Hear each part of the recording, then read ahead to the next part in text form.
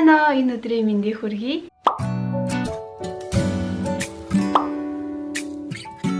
Одоо удахгүй он гарах чинь. Merry Christmas. Он гарах чинь гэснээр би та нарт гэрийнхаа шинэ жилийнхаа модны чимэглэлээ харуулах уу?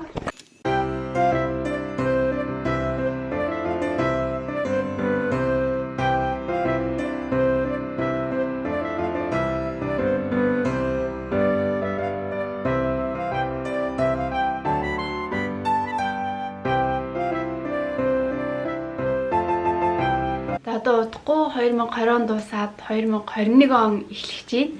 Тэгээд хүн болгон дор доороо ингээд шинэ онд тэр ондоо тэр жилдээ яг ингээ юу хийж бүтээх үү, тэрийг айгуу сайн бодоод яг юу хийхийг хүсэж юм сайн дор доороо бодоод шинэ ондоо орохдоо би яг энийг хийж бүтээн гэсэн тийм хідэн зорилготой байх хэрэгтэй гэж би бодож байна. Хамгийн түрүүнд эхлээд ингээд яг тийм хийн гэсэн зорилгоо тавихаа өмнө хамгийн түрүүнд яг гол сэдвээ олох хэрэгтэй. Яг тэр оныхоо одоо жишээ нь би илүү ад жаргалтай болмоор байна.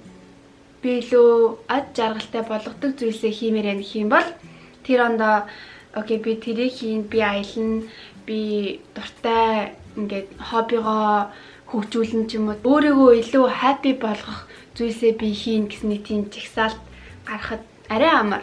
Тэгэхээр яг гол нь тийм гол сэдвээ олчвол айгу амар гэж бодож байна. Тэгээ би өнөөдөр энэ бичлэгээрээ та нартай өөрийнхөө тийм хувийн зорилго хуваалцъя гэж бодлоо. Хин нэгэнд тус болох юм билүү те? Хин мэдэх үү? За хамгийн ихэнд миний гол ингээд сэдв болохоор өсөн дэвшилт гэдэг сэдв. Яагаад гэвэл 2021 онд би айгүй их өөрийгөө илүү хөгжүүлж, өөрөө илүү сайжрахыг хүсэж байгаа. Хоёрт нь болохоор том жижиг гэсэн тусдаа зорилгоудтай байх хэрэгтэй.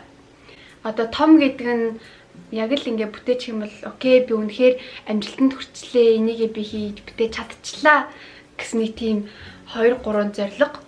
Тэнгүүтээ хажуугаар нь бас ингээ жилдээ ингээд ер нь байнгын ингээд давтаад дагаад хийж болохоор 5 зорилго ч юм уу тийм том жижиг 2 зорилготой байх хэрэгтэй. За миний хамгийн ихний том зорилго болохоор би амжилттай бакалавра хамгаалах, амжилттай төгсөх их сургуулаа. Би одоо төгсөх жилдээ явж байгаа. Би 2021 оны намар төгснө. 10 сар ч юм уу 11 сард бакалавра хамгаалж дуусна. Би яг бакалавра хамгаалчаад үргэлжлүүлээд мастер, магистраа уншин л да. Гэхдээ бакалавра хамгаалж байна гэдэг чинь би нэг шат агчлаа л гэсэн үг. Тэгээд миний хоёр дахь одоо тийм том зорилго гэх юм бол би YouTube дээр илүү цаг зав зарцуулж илүү чанартай болохыг хүсэж байгаа. Би яг одоо л нэг жил хөтөлсөний дараа л би одоо яг учраа олж эхэлж байна. Яг юу хийвэл надад тохирох юм байна? Яг юу хийвэл та нарт бас өгөөжтэй гой санагдах юм байна? Тэрийгээ би одоо л олж ойлгож эхэлж байгаа. Тэрэндээ би хүрэхийн тулд би 7 хоногт золттой нэг бичлэг, багадаа нэг бичлэг оруулна гэж бодож байгаа. Заавал өмнө нь би ингээл 1-2 сараараа алга болчихдог гэсэн шүү дээ. Би 2021 онд тэхгүй. Одооноос юм тэхгүй. Надад бол заавалчгүй би тэдэн тооны дагагчтай болно гэсэн тийм тоо заасан тийм зорилго бол байхгүй. Гэтэ хийж байгаа юмныхаа үр дүн сэтгэлээс ингэж хийж байгаа юм чинь хийж байгаа юмныхаа үр дүн харахыг хүснэ мэдээж. За миний хоёр том зорилго бол энэ. Одоо болохоор жижиг зорилгууд маань. Одоо жижиг зорилгот юу ордог вэ гэхэл одоо ингээл дасгал бэлтгэлтэй нэг тиймэрхүү. Тэгээ миний хувийнх болохоор би бичсэн байна. За хамгийн эхний жилдээ ер нь ингээ байнгын ингээд баримталж дагаж явах зорилго маань гэвэл эрүүл мэндэд арай илүү анхаарч эхлэнэ гэж бодож байгаа.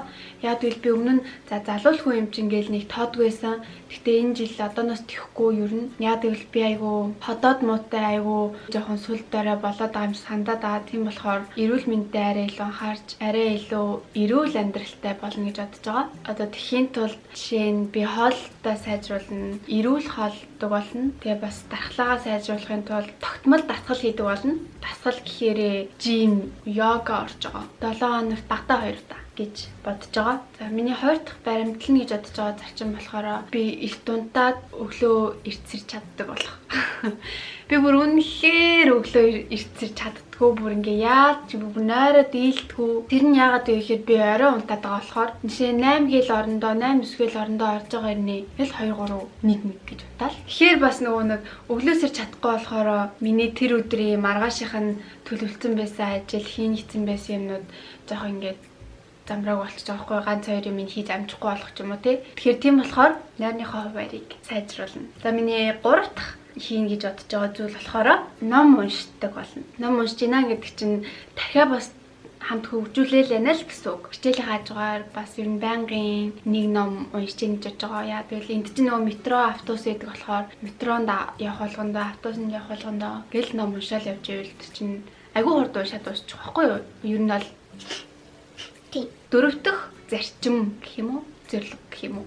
Болохоор би өөрийгөө шүмжлэхэд болоод өөртөө айгүй арай зөөлхөн хандаж эхлэн гэж байгаа. Би ингээл нэг алдаа гаргахад надад айгүй хүн дээр тусдаг. Ер нь өөрийгөө айгүй шөмжилж өөртөө айгүй хатуу ханддаг. Сая сүүлийн 2 сар бол ер нь би айгүй жоохон ядаргаан дуртай маягийн байсан. Хичээл амир хийхсээд ажил хийгээд би бүр биеэрээ ядраад ингээ ямар ч юм хийх хүсэлгүй ажил дээрээ бүр ингээл нэг л ингээд гарнаас ажил гарчихгүй. Тэгэл хичээлээ хийхэд нэг л ингээд тарих маань ингээ бүрэнгүүцтэй ажиллаж өгөхгүй нэг хэсэг тийм болцсон байсан.